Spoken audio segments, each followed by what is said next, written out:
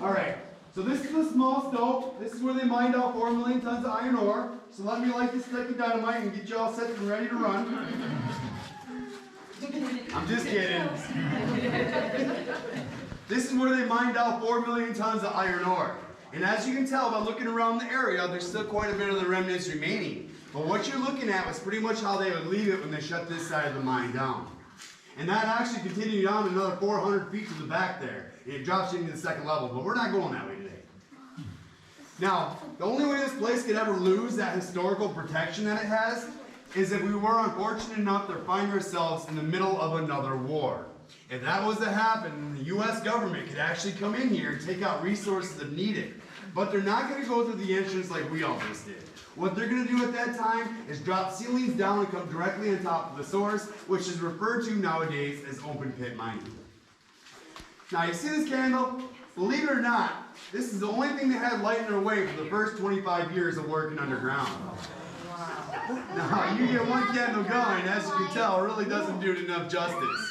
Get about 15 to 20 other people working with you side by side, and every one of them would have a candle apiece back then, and they could actually attach them to the front of their helmets by metal clips. That way their hands were free to do work and they'd be able to see. Now yes, they'd still have wax dripping in their face, but that was just a side effect of being able to see down here.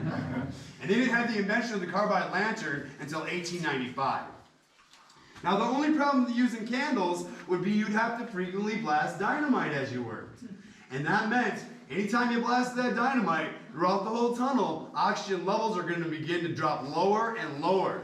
So low, in fact, it's going to eventually extinguish your candle, and you're going to be left standing in the darkness like over behind me for a good 5 to 6 minutes.